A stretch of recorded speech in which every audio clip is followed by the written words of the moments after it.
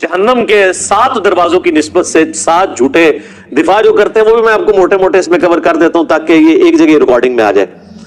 पहला झूठा दिफा करते हैं जी वो कुस्तंतीनिया की बशारत फिट होती है। ये तो हमने इसके साथ जो कर दिया है, लाखों लोगों ने मेरा क्लिप देखा है, क्या यजीद जन्नती लश्कर में शामिल था। हदीस की किताबों से बताया कि ये बुखारी में जो हदीस है ये तो आप आउट ऑफ कॉन्टेक्स्ट आप पेश करते हैं। सही बुखारी में हदीस है कि मेरी उम्मत का पहला लश्कर जो कैसरे रोम के शहर पे हमला करेगा उनकी बख्शिश होगी है। इसमें तो कुस्तंतीनिया का जिक्र ही कोई नहीं है। कैसरे रोम का शहर नबी इस्लाम के जमाने में हिम्स था और वहां पे हमला किया अबू उबैदा इब्न जर्राह ने। अगर कोई इसे कुस्तंतीनिया भी मानता है या उर्दू में कुस्तुनतुनिया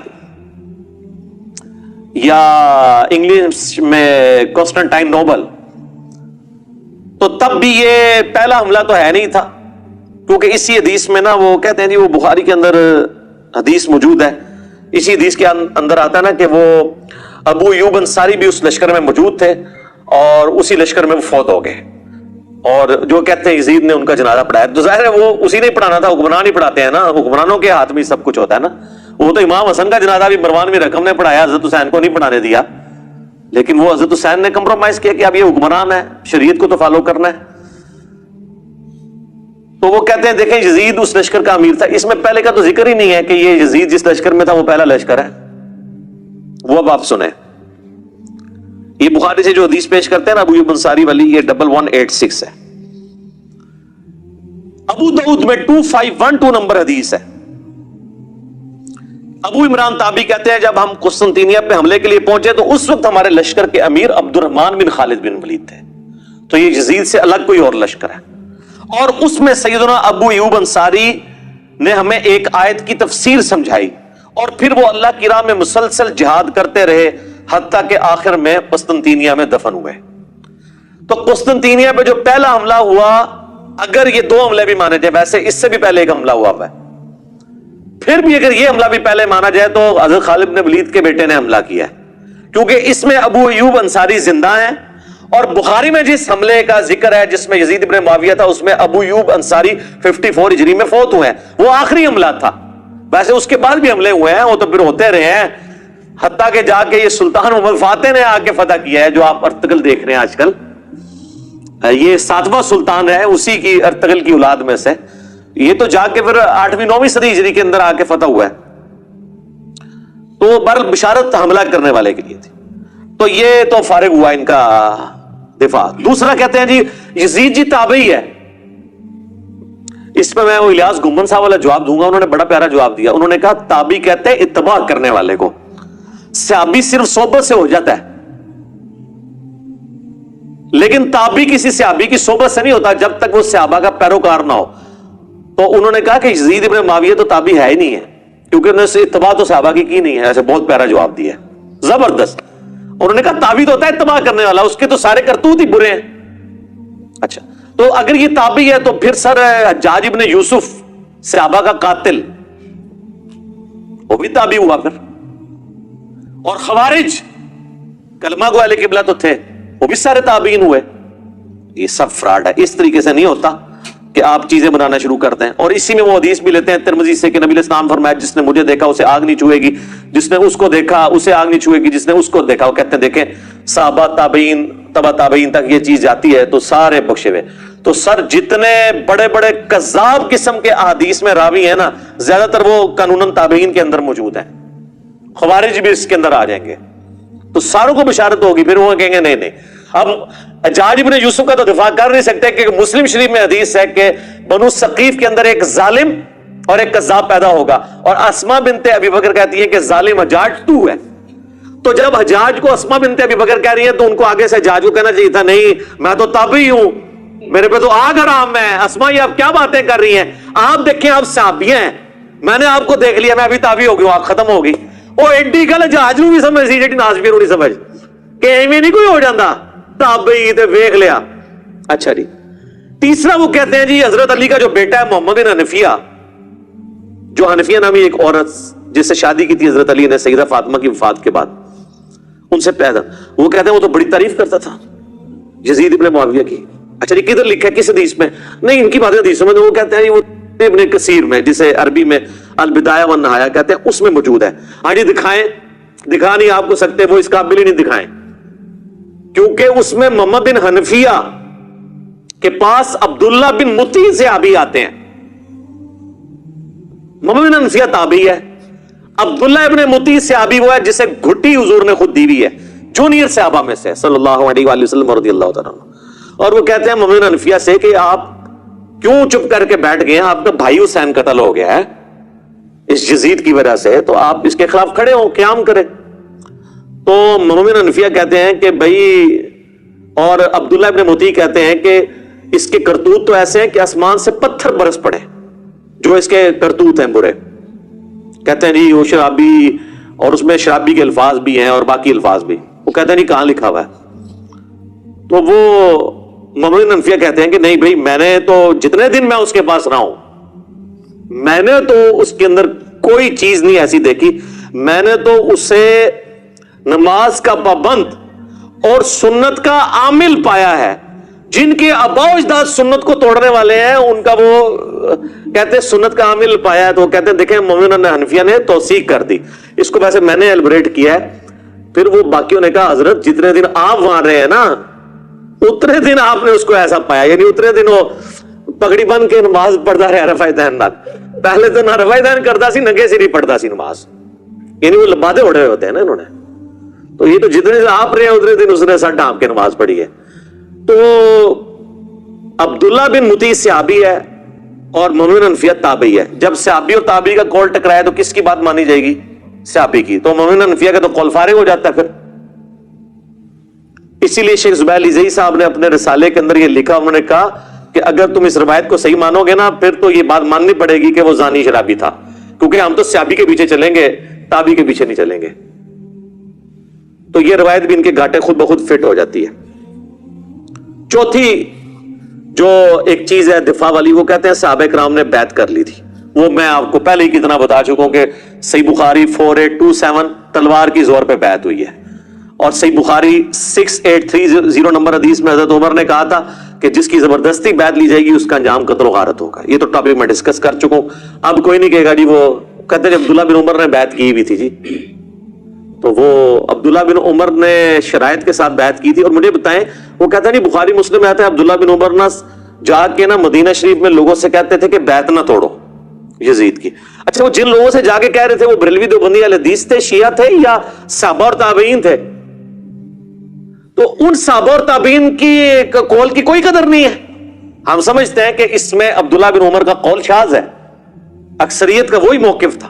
اور پھر عبداللہ بن زبیر جو ڈٹے رہے آخری وقت تک, وہ صحابی نہیں ہے, ایک قول لے لیتے شاذ. وہ عبداللہ بن عمر تو پھر دیکھ لیں آپ, صحیح بخاری میں آتا ہے عبداللہ بن عمر جو پوری زندگی بنو امیہ کا ساتھ دیتے رہے نیوٹرل بن کے, کبھی ان کا حصہ نہیں بنے, لیکن نیوٹرل بننا بھی ساتھ تھا.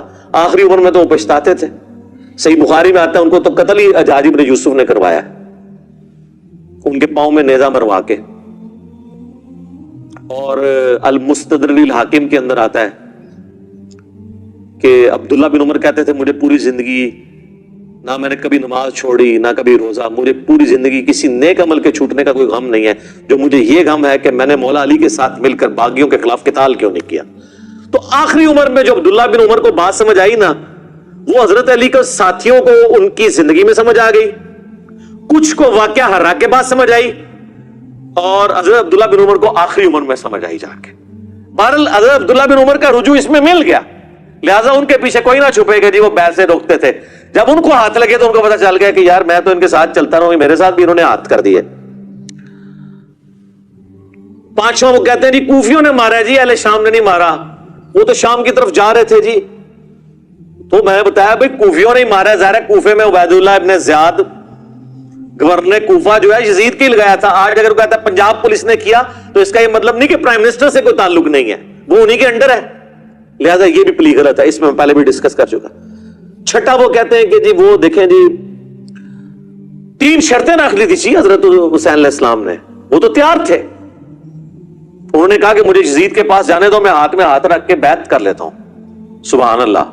اور سر یہ ہو جاتا تو عبید اللہ ابن زیاد نے لڑیاں ڈالنی تھی اور اس نے کہنا تھا حضرت آپ کے ابا جان حضرت معاویہ رضی اللہ تعالیٰ عنہ پوری کوشش کر کے 4 سال جو کام نہیں کروا سکے کہ حسین سے بیعت لیں آپ کے لیے، میں نے دیکھے کتنا کارنامہ کر دیا ہے. تو یزید ابن معاویہ نے اسے اور نوازنا تھا کہ یار تو واقعی بڑا سمجھدار قسم کا میرا گورنر نکلا ہے. وہ کہانی وہ بنائے جو فٹ ہوتی ہو، یا مجھے شام جانے دو، یا واپس مدینے جانے دو، یا مسلمانوں کی کسی سرحد پہ بھیج دو، میں جا کے قتال کروں. وہ تو جی بس کینسر ان کو پتا چل گیا تھا کہ یہ کوفیوں نے ہمارے ساتھ دھوکہ کیا اور یہ وہ کیا. اچھا جی، یہ سٹوری بالکل فٹ نہیں بیٹھتی. اور یہ جس کتاب سے لے کے آتے ہیں نا، انصاب الاشراف وہ کتاب ہے امام بلازری کی، پہلے 300 سال میں مسلمانوں کے ایک بڑے ائمہ میں سے. انصاب الاشراف یعنی وہ کتاب جس میں بڑے بڑے جو اشرافیہ ہیں، بڑے بڑے خاندانوں کے جو لوگ ہیں، ان کے فضائل بیان ہوئے ہیں. یعنی اس میں بنو ہاشم کے بھی، بنو امیہ، بنو عباس کے، اور جس میں بایوگرافی بھی لکھی ہے صحابہ اور تابعین کی، اس میں سے وہ لے کے آتے ہیں، کہتے ہیں جی اس کے اندر یہ موجود ہے. اور شیخ زبیر صاحب نے بھی فضائل صحابہ اپنی کتاب میں نا یہ لکھ دیا، لیکن انہوں نے انصاف یہ کیا کہ انہوں نے کہا کہ اس کی سند حلال بھی نہیں، یہ صاف تک تو ثابت ہے، لیکن حلال بھی نہیں، یہ صاف کا واقعہ کربلا میں ہونا بھی ثابت ہونا چاہیے نا. تو پھر مرنے سے پہلے انہوں نے اس کتاب سے ہی رجوع کر لیا. شیخ زبیر صاحب نے آخر میں اعلی حدیث رسالے میں لکھ دیا کہ انصاب الاشراف جو کتاب ہے یہ اپنے مصنف سے ثابت ہی نہیں ہے. ویسے زیادہ میجورٹی کا یہی موقف ہے کہ اپنے مصنف سے ثابت ہے، لیکن زبیر علی صاحب گھبرا گئے تھے. وہ مجھے کہتے تھے کہ اگر یہ انصاب الاشراف کو انہوں نے صحیح مان لیا نا تو پھر حضرت معاویہ کا کیا بنے گا، حضرت ابو سفیان کا کیا بنے گا. کیونکہ اسی انصاب الاشراف میں بالکل صحیح سند کے ساتھ ایک چیز موجود ہے جو باقی اہل سنت کی کتابوں میں کوڈ ورڈز میں ہے. مسند البزار میں بھی ہے اور مجموع الزوائد میں بھی ہے. امام حسمی جو ابن حجر اسقلانی کے استاد ہیں انہوں نے بھی لیا کہ نبی علیہ السلام کے سامنے سے ایک اونٹ گزر رہا تھا. آپ نے فرمایا کہ اونٹ پہ بیٹھے ہوئے پہ بھی اللہ کی لعنت، اس کی مہار پکڑنے والے پہ بھی اللہ کی لعنت، اس کو ہانکنے والے پہ بھی اللہ کی لعنت. یہ حدیث ختم. اس حدیث سے کون سی خدمت ہوئی ہے پتہ ہی نہیں کہ کون ہوا، کیا ہوا، کس وجہ سے لعنت ہوئی. مسند البزار اور مجموع الزوائد میں یہ دوری روایت ہے، لیکن انصاب الاشراف میں ان 3 بندوں کے نام ہے. وہ میں کوڈ ورڈز میں آپ کو بتا دیتا ہوں. اونٹ کے اوپر امیر شام کے والد محترم بیٹھے ہوئے تھے. اونٹ کی مہار امیر شام کے ہاتھ میں تھی. امیر شام میں یزید کو نہیں کہہ رہا، ان کے والد کو کہہ رہا ہوں. اور ہانکنے والے امیر شام کے بھائی تھے. جو مسند البزار اور مجموع الزوائد میں لکھا ہے کہ اونٹ بیٹھے ہوئے پہ بھی لعنت، ہانکنے والے پہ بھی لعنت، مہار والے پہ بھی لعنت. تو شیخ زبیر صاحب کہتے تھے اس روایت کو بھی صحیح ماننا ہے. تو انہوں نے کہا حضرت معاویہ کو بچانے کا، ابو سفیان کو بچانے کا رضی اللہ عنہما طریقہ یہ ہے کہ اس کتاب سے اعلان برات کر. اب اس میں اور بھی بہت ساری روایتیں ہیں، ٹھیک ہے. یزید کے آباء و اجداد کے تابوت آگ میں ہیں، وہ ہم نہیں بیان کرتے آپ سے، ٹھیک ہے. اور بھی کافی ساری چیزیں. تو اس کتاب سے انہوں نے جان چھڑا لی کہ چھوڑو ہے. تو لہذا آندہ کو 3 شرائط والی بتایا نا، ان کو 3 شرائط والی کتاب مننی ہے، اور اس طریقے نال دوری سننا مننی ہے نے. تو مصنف ابن ابی شیبہ میں جو روایت ہے کہ حضرت عمر نے نعوذ باللہ دھمکی لگائی حضرت فاطمہ کو کہ میں تیرے گھر کو آگ لگا دوں، تو وہ ہم کیا کہتے ہیں کہ وہ زید بن اسلم جو ہے، وہ حضرت عمر کا غلام جو ہے، وہ اس وقت موجود ہی نہیں تھا وہاں پر جب یہ واقعہ ہوا تھا. وہ تو حضرت عمر کی غلامی میں بعد میں آئی. یہ سند منقطع ہے. تو اگر منقطع روایتوں کو حلال بھی انصاف کو ماننا ہے تو پھر آپ یہ بھی چیزیں ماننا شروع کر دیں. تو یہ ان کا ایک تھا. اور آخری دفاع ان کا پتہ کیا ہوتا ہے؟ وہ چھوڑو جی، باتیں نہیں کرنی چاہیے. پہلے مقابلہ کرتے رہتے ہیں، جب بالکل ان کو سمجھ آتی ہے نا او یہ کیا ہو گیا، تو پھر وہ آنکھیں بند کر لیتے ہیں. یہ باتیں کرنی نہیں چاہیے. تو یہ جو اتنی دیر سے آپ ہمارے ساتھ بحثیں کر رہے تھے، یہ کیوں کر رہے تھے؟ یہ آج پوری دنیا میں جو باتیں شروع ہوئی ہیں میں نے کروائی ہیں. میں نے اشرف جلالی کو کہا ہے کہ وہ بکواس کرے، میں نے آصف الوی کو کہا ہے کہ وہ بکواس کرے، اور اب پورے ملک کے اندر جو ایک آگ لگی ہوئی ہے یہ میں نے تو نہیں کروائی ہے. تو وہ کہ جی قیامت والے دن پوچھا نہیں جائے گا. تو قیامت والے دن تو سر پوچھا جائے گا. المستدرک الحاکم میں حدیث ہے کہ اگر کوئی شخص مقام ابراہیم اور حجر اسود کے درمیان، اور جو دروازہ بھی اسی پورشن میں آتا ہے، پوری زندگی نمازیں پڑھتا رہے اور روزے رکھتا رہے، پھر بھی اللہ سے اس حال میں ملے مرنے کے بعد کہ اس کے دل میں ہم اہل بیت کا بغض ہوا، تو اللہ تعالیٰ اسے ضرور دوزخ میں داخل کرے گا. کہتے ہیں جی پوچھا نہیں جائے گا. صحیح مسلم میں حدیث کیا نہیں ہے 240 علی سے محبت نہیں رکھے گا مگر مؤمن, علی سے بغض نہیں رکھے گا مگر منافق. پوچھا نہیں جائے گا. کیا فضائل صحابہ احمد بن حنبل کی کتاب میں حدیث نہیں ہے کہ میری وجہ سے 2 فرقے جہنم میں جائیں گے اور میری وجہ سے 2 فرقے گمراہ ہوں گے, ایک میری محبت میں غلوف کر کے اور میری دشمنی میں غلوف کر کے. پوچھا نہیں جائے گا. وہ جی قرآن میں لکھا ہے تلک امۃ قد خلت لہا ما کسبت ولکم ما کسبتم, سورۃ البقرہ پارہ نمبر 1 کی آخری آیت. وہ آدھی پیش کرتے ہیں. اور وہ تو کہا جا رہا ہے, یہودی کہتے تھے ہمیں حضرت ابراہیم کی نسبت حاصل ہے, حضرت ابراہیم کی نسبت سے اللہ تعالیٰ ہمیں چھوڑ دے گا. تو اللہ نے فرمایا کہ ابراہیم اور ان کے ساتھی اپنے نیک اعمال اپنے ساتھ لے گئے. تم سے نہیں پوچھا جائے گا کہ انہوں نے کون سے نیک اعمال کیے, تم سے تمہارے اعمال کے بارے میں پوچھا جائے گا. برے اعمال کا تو ذکر ہی نہیں ہے, ورنہ الفاظ ہوتے علیہا مکتسبت وعلیکم لہا ما کسبت ولکم ما کسبتم. ظاہر ہے قرآن میں تو مرے ہوئے لوگوں کی برائیاں بیان ہوئی ہیں نا. حضرت یوسف کے بھائی قرآن کے نزول کے وقت زندہ تھے تو ان کی برائی کا ذکر جو ہوا ہے, قرآن تو ظاہر ہے ان ساری چیزوں کو ڈس کرتا ہے. قرآن کیسے کہہ سکتا تھا کہ مرے ہوئے بندوں کی برائی نہیں. اور یہ جو اسماء و رجال کا علم ہے جس کے تحت آپ حدیث کی کتابوں میں راویوں کے اوپر بحثیں کرتے ہیں, یہ تو سارے مرے ہوئے لوگوں کی غیبت ہو رہی ہوتی ہے. اور یہ غیبت وہ ہے جو کرنا واجب ہے, نہ کرنے والا گناہگار ہوگا. امام مسلم نے پوری بحث کی اس کے اوپر. تو یہ آخری بہانہ ہے, یہ بھی ان کا بہانہ ختم ہوا ہے. اور خود ساری بحثیں کرتے ہیں, ہمیں کہتے ہیں جی وہ کہ کیا مجھے پوچھا جائے گا. تو بھائی پوچھا جائے گا جب ہمارا دوزخ, ہمارا دین, ہمارا ایمان ان چیزوں کے ساتھ جڑا ہوا ہے. اور سٹارٹ میں نے غدیر خم نبی علیہ السلام 3 دفعہ فرما رہے ہیں, میں صحیح مسلم میں 4 حدیثیں تمہیں اہل بیت کے معاملے میں اللہ کا خوف دلاتا ہوں. تو جب حضور کسی بات سے ڈرا کے جائیں اس کے بارے میں پوچھا نہیں جائے گا. آپ اس وقت کہتے ہیں یا رسول اللہ کیوں خوف دلا رہے ہیں, کیڑا پوچھا جانا ہے, لگ پتہ جانا تو ہم انشاءاللہ تعالی. ویسے تو ان تبدیلی آ رہی ہے, اب لوگ کتابوں کی طرف آ رہے ہیں. مرنے سے پہلے اے مسلمان کر لے اس پہ غور, کتابوں کا خدا اور ہے, بابوں کا خدا اور. کتابوں کا دین اور ہے, بابوں کا دین اور. کتابوں کا جہاں اور ہے, بابوں کا جہاں. کہنے کو تو دین سب کا اسلام ہے, لیکن کتابوں کا جہاں اور ہے, بابوں کا جہاں اور. تو میں اپنی گفتگو کو کنکلوڈ کرتا ہوں 2 اقوال کے اوپر. ابراہیم نخعی 96 ہجری میں فوت ہوئے, تابعی ہیں, بخاری مسلم کے راوی ہیں. ان کا قول صحیح سند کے ساتھ موجود ہے المعجم الکبیر طبرانی کے اندر.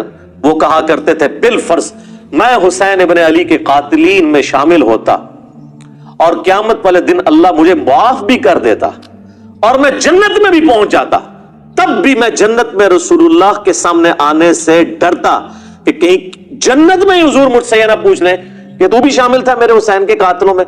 حالانکہ جنت میں پہنچنے کے بعد تو کسی کو ڈر نہیں ہونا چاہیے, جنت سے نکالا نہیں جائے گا. لیکن جو غیرت مند ہوتے ہیں نا ان کو ڈر ہوتا ہے, بے غیرتوں کو نہیں ہوتا. اور بے غیرتوں نے جنت میں جانا بھی نہیں ہوتا. جن کو جنت میں جانے کی ٹینشن ہے نا انہی کو ڈر ہے کہ وہاں پہ حضور ہم سے نہ پوچھ لیں.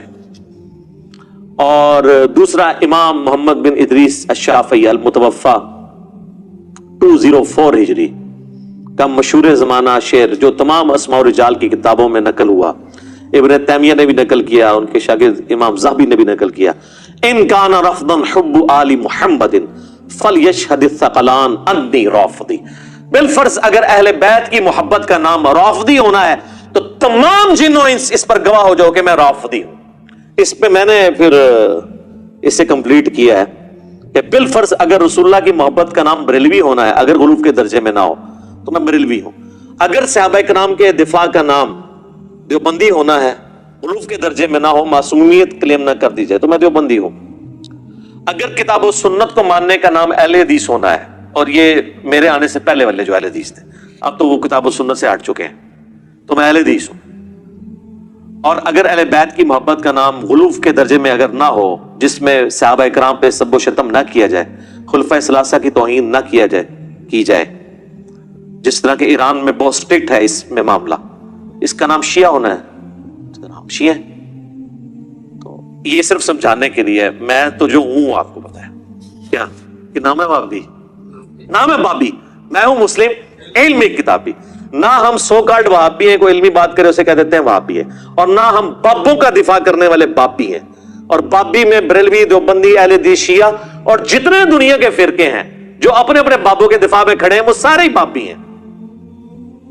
بلکہ اب وہابی بھی بابی ہو چکے ہیں. وہابیوں کو جب سنایا کہ نام ہے بابی, نام ہے بابی. کیونکہ وہ تو اب کتاب و سنت سے تو وہ ہٹ چکے ہیں نا.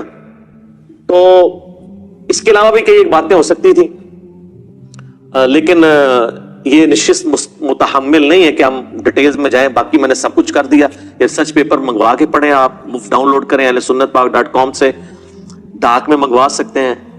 صبح 9 سے شام 5 بجے تک ہمارے اکیڈمی کے نمبر پہ رابطہ کریں 032159000162.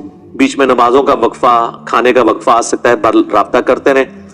کال کریں گے، ٹیکسٹ میسج بھیجنا ہوگا، واٹس ایپ کو انٹرٹین نہیں کیا جائے گا الا یہ کہ کبھی کال آ جائے اس پہ. تو میسج واٹس ایپ پہ نہیں بھیجنا. تو یہ ریسرچ پیپر مفت آپ کے گھر میں، 12 کا پیکج، اس کے ساتھ مزید اور ریسرچ پیپر ہیں. ٹوٹل 12 کا پیکج، 3 اذکار کارڈ اور 9 ریسرچ پیپر بالکل مفت آپ کے گھر آئے گا. صرف TCS کے 300 روپیز آپ نے دینے ہیں. تو انشاءاللہ تعالیٰ آپ کو یہ سارے حقائق پتہ چل جائیں گے، اور آپ کو پتہ چل جائے گا کہ یہ بنو امیہ نے اس امت کے ساتھ کیا کیا ہے. اور یقین جانے کہ یہ اگر ایشو اس وقت گرم نہ ہوتا تو میں نے کبھی بھی یزید کے معاملے میں بات کرنی نہیں تھی. میں یہ سمجھتا ہوں کہ یزید کے معاملے کو اٹھانا ہمارے سنیت کے مقدمے کو کمزور کرتا ہے. اصل مسئلہ یزید سے پہلے بگڑ چکا تھا. وہ لوگ پھر سامنے نہیں آتے ہیں، یعنی بنو امیہ، اور وہ یزید کے پیچھے چھپنے کی کوشش کرتے ہیں. یزید کی تو کوئی اوقات ہی نہیں ہے سر. اس لیے اب آپ دیکھ رہے ہیں کہ وہ کہتے ہیں یار یزید کو اب جو مرضی کہہ لو، ٹھیک ہے. بلکہ اب تو اہل حدیث کے اندر بھی 2 پارٹیاں پیدا ہو گئی ہیں، ٹھیک ہے.